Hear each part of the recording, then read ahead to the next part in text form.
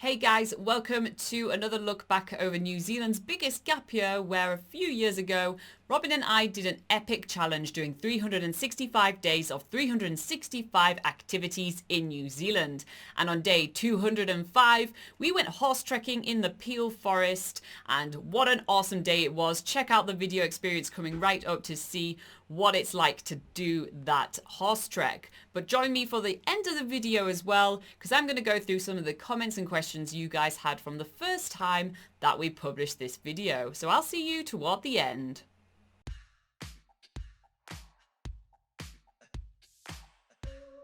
This morning we are arriving at the Peel Forest horse trekking. Unsurprisingly, the first thing that we see is horses, and ton of them. They actually have 15 horses here, and it's a great way to explore the Peel Forest area, which is a place that almost everybody skips, and this is a great shame because it's beautiful.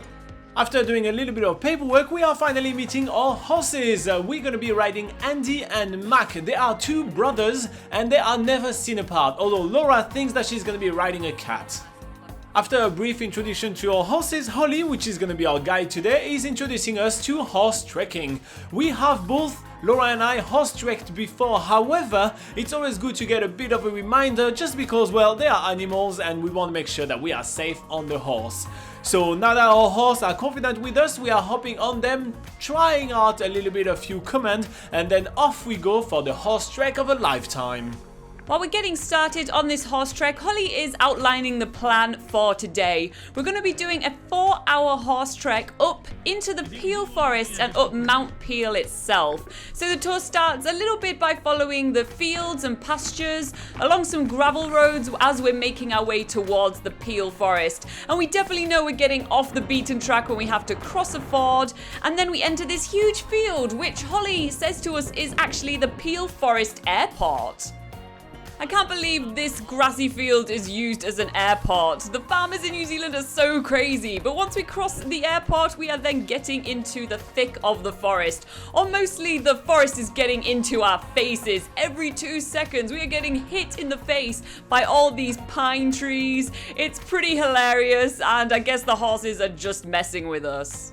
Andy, which is my horse, is taking a little bit of a sadistic pleasure in making me eat a bit of every single tree that we're passing through. We are eating some beautiful Douglas fern trees, we are eating some beautiful native Canucas and Manukas. There is a ton of different trees that I'm getting a taste of. Oh, Merry Christmas, everybody.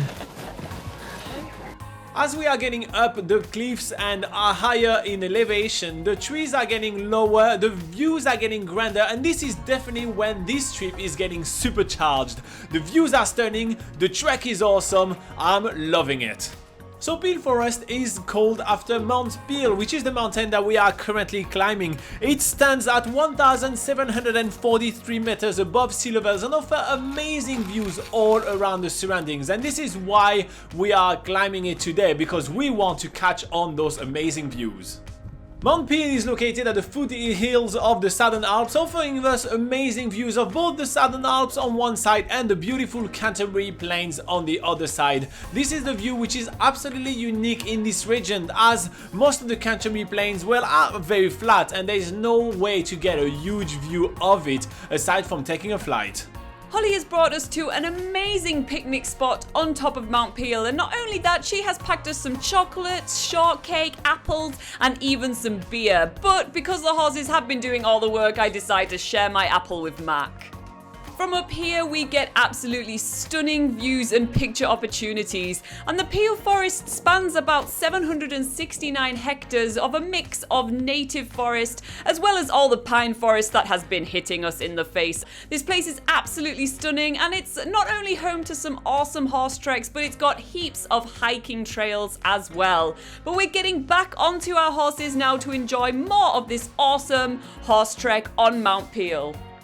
By this point of the tour, we're getting a lot more used to our horses. And the really cool thing about Peel Forest horse trekking is that it really does cater to everyone. There's even a guy on our tour who's never even touched a horse in his life. So he's keeping up with us, and we're all just sort of going all at the pace that we choose. And if you wanted to canter and gallop through the fields, you can certainly do that as well.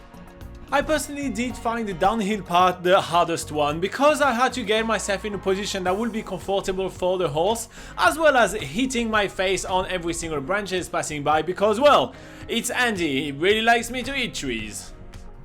Holly is an absolutely awesome guide. She's telling us heaps of stuff about all the fauna and flora that we are seeing as we are going downhill. She's telling us heaps about all the different trees that we're seeing, from the kahikatea, the matai and the totara, which are three massive type of trees very common here in New Zealand, as well as all the different birds that we get to spot. We do spot some awesome fantails, some bellbirds, some New Zealand wood pigeon, and even some tui birds.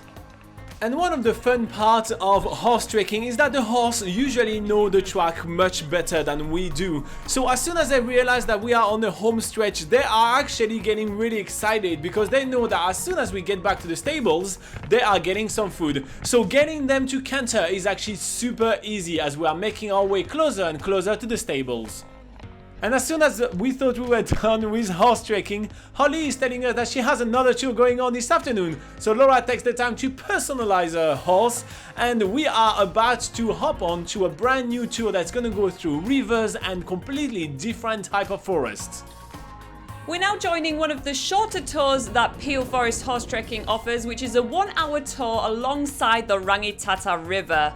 There's now 12 people on horses, which makes it more of a horse mission, and we're going through a completely different type of forest, which is really adventurous as well. The terrain is really rough, there's a lot of mud to get through, there's been a few flooding recently as well, so we do a little bit of water crossings. It feels super adventurous, we're loving every single second of it. It's really impressive to see how these horses handle going into the sections of the river that have flooded into the forest. There's some really deep water at some sections and thick with mud as well, but they seem to be able to do anything. They've been up mountains today, now they're wading through parts of the river. It's all good. This trek is weaving itself in and out of the forest alongside the Rangitata River, which is actually a river that we were whitewater rafting the other day. Seeing the part of the river which is actually calm feels so weird, but we're doing something pretty adventurous ourselves still on some pretty steep sections of this horse trek. It's kind of hard to believe that this second horse trek is located in the same area than the very first one we did this morning. Everything seems different. Every single vegetation and trees are different. The track is completely flooded compared to going on top of the mountain ridge right before. It's crazy how eclectic the offering of horse trekking options is. As the tour concludes, we definitely feel a much stronger bond with our horses. They are obeying us much better, and we feel pretty sad to know that we have to leave them behind at the end of the day. But that's the way it goes. Tomorrow, we have to find ourselves another epic adventure in the Geraldine area, and they have to go on another tour in the Peel Forest. So today's offerings, we have mac, we have robin, we have cheese. Go.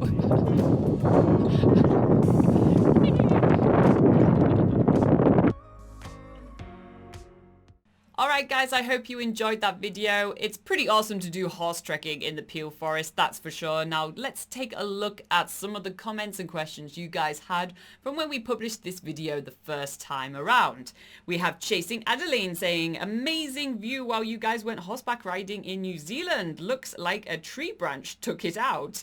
Yeah, a lot of hiking trails and horse riding trails, all that sort of thing. You will often find the odd tree branch in your way. Why in the world says, I keep meaning to go to the Peel Forest for the weekend. I went camping there once as a teenager and I have memories from the campground and river. Very nice.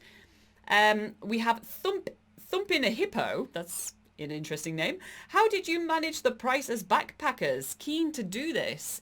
So yes, it's no secret that some of the sort of, you know, more adventurous activities or soft adventure activities like horse trekking in New Zealand aren't exactly cheap.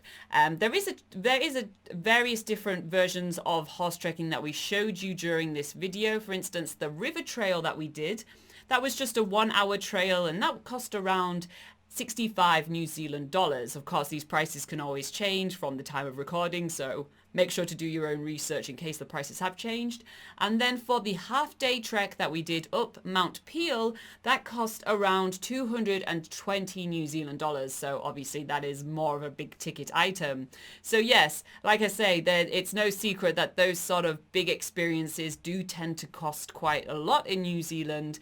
So that's why how we approach this usually as backpackers is that we usually plan what we want to spend, what we want to spend more money on, and then we fill most of our travel with more of the free and cheap things to do. So you decide, you have to be quite choosy what big experiences you want to do, and if horse trekking is on your absolute bucket list, then, make sure that you get that experience in, and you'll probably feel that it is worth to pay the little extra to do it. But then, you can balance out the rest of your budget by doing some of the free and cheap things to do. If you check out the video from yesterday in New Zealand's biggest gap year, Robin and I did a free hike in the forest, so we tend to break up our trip a lot using those free activities. And we have lots of other comments as well saying fantastic video, keep up the great work, great video. Anna Witter says, I have to do this, love horses, they are so lovable. And Horse Rider Lifestyle says, I am a horse rider.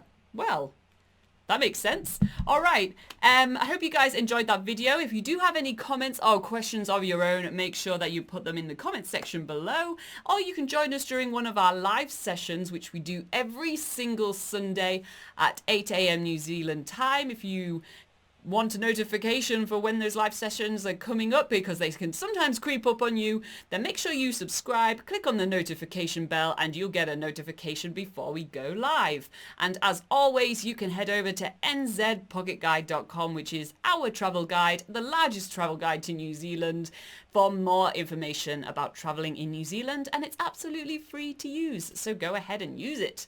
All right guys, we'll see you in the next video.